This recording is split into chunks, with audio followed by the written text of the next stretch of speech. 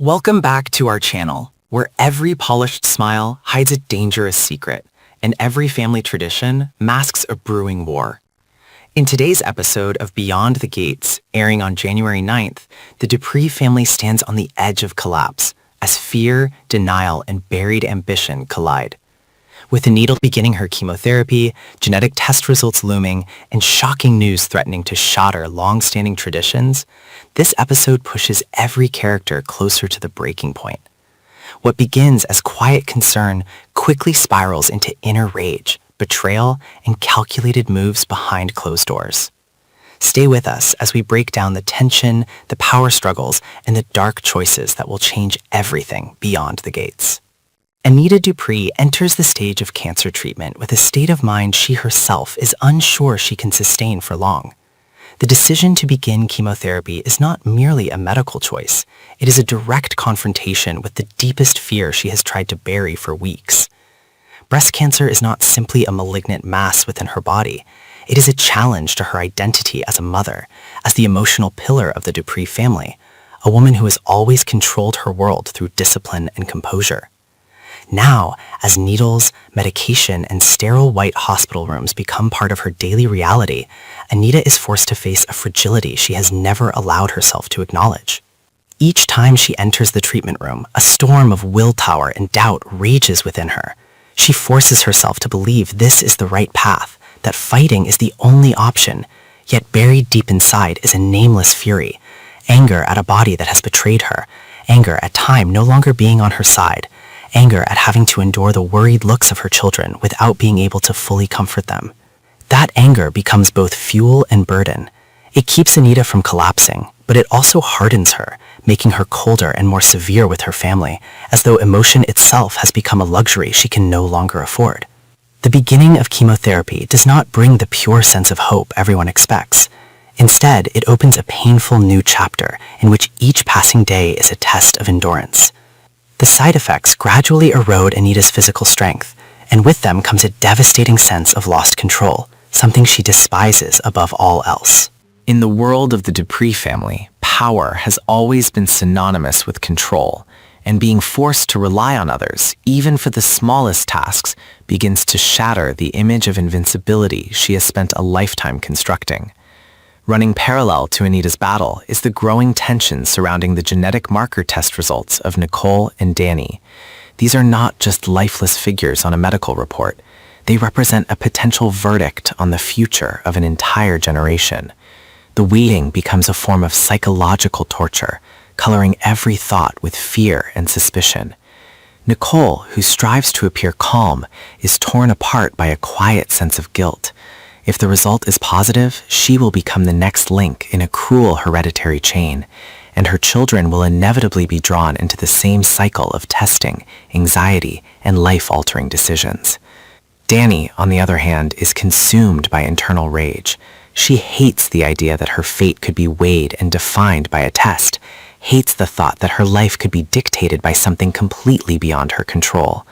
That anger has nowhere to go, so it mutates into stubbornness, impulsive choices, and at times cruelty toward those closest to her. Danny refuses to become a mirror of Anita, refuses to live under the shadow of disease, yet that very fear pushes her toward increasingly extreme behavior. Catherine, Kat Richardson's outright refusal to undergo testing becomes the spark that ignites an already volatile situation. Kat chooses denial, treating cancer as someone else's problem, not hers. This denial is not merely self-protection, it is a silent betrayal of the family. In Nicole's eyes, Kat's stance feels like a declaration that Anita's suffering and the looming risk to the entire bloodline is not worth confronting. That perception leaves Nicole torn between anger and despair, because Kat's defiance shifts even more of the burden onto her shoulders. Speculation increasingly points toward Nicole receiving a positive result, and the pressure begins to crush her. Every decision she makes, shielding her children from fear, maintaining the image of a strong, capable mother, turns into a brutal internal struggle. Nicole understands that if the worst outcome becomes reality, she will be the one to lead her children down the same path Anita is now walking, with all the pain and uncertainty it entails. The thought makes her want to run, yet it also forces her to stand her ground, because avoidance would only prolong the inevitable tragedy. The possibility that both Nicole and Danny could test positive is a scenario no one dares to voice aloud, yet it hangs in the air like a curse. Such an outcome would transform Anita's illness from a personal crisis into a family-wide catastrophe, forcing everyone to confront the legacy they may pass on to their children. That fear intensifies already fragile relationships, as each person instinctively seeks self-preservation before considering the well-being of others.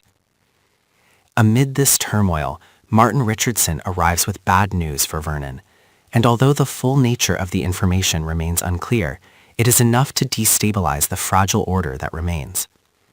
If the news concerns his mother's positive test result, Martin must shoulder the heavy burden of delivering that truth to a grandfather who has always relied on authority and tradition to maintain control. Martin is trapped between loyalty to his family and the fear that the truth could break Vernon in ways that cannot be repaired. Yet it is also possible that the bad news involves Tyrell Richardson and his refusal to attend the family's annual ball. What seems like a small act of defiance carries enormous symbolic weight in the Dupree family, where tradition serves as both a binding force and a chain. Tyrell's rejection of the event is not merely personal preference, it is a direct challenge to the values Vernon holds sacred. Vernon's disappointment, if expressed, will not be limited to Tyrell alone, but will likely extend to those he believes have influenced the young man's thinking. Meanwhile, Samantha Richardson plays a pivotal role in the ball, turning the event into a focal point of simmering tension. The pressure on Samantha comes not only from the responsibility of preserving the family's flawless image, but also from the fear that any misstep could be seized upon as evidence of the Dupree family's decline. Expectations transform pride into an unbearable burden, and every move Samantha makes is scrutinized under unforgiving eyes. In this midst of this storm, Martin Richardson and Jacob Hawthorne find solace in shared anxiety over their wives, Danny and Naomi. Their growing closeness is born not of joy, but of helplessness in the face of unfolding chaos. Andre watches Danny become increasingly dominated by anger, making choices that threaten to destroy both their marriage and their future.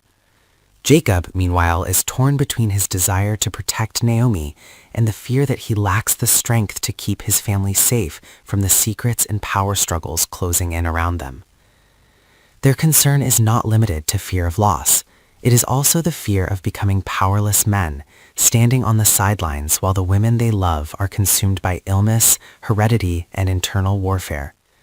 This shared vulnerability draws them together, yet it also places them on a potential collision course with other family members who interpret empathy as weakness. As Anita's chemotherapy continues, its impact ripples outward through the entire family like waves that cannot be contained. Each decline in her health pushes every conflict closer to the surface, as everyone senses that time is no longer on their side. This urgency fuels hasty decisions and hidden schemes, cloaked in the language of concern and duty.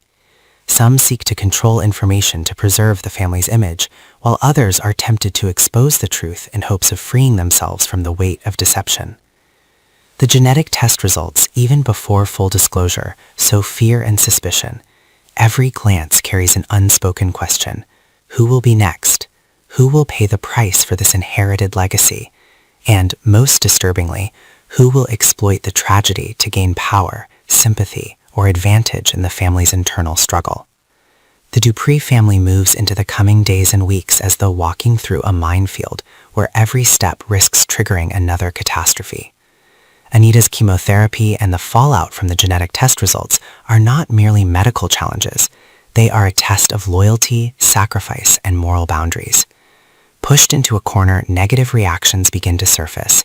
Selfishness disguised as survival instinct, betrayal justified by fear, and ruthless decisions framed as necessary acts of protection. In the world beyond the gates, where brilliance conceals darkness, cancer and heredity are not only invisible enemies, but catalysts that reveal human nature in its rawest form. And when the Dupree family's gates close each night, what remains inside is no longer unbreakable unity, but a silent battlefield, where every member is both a victim and a source of pain for someone else.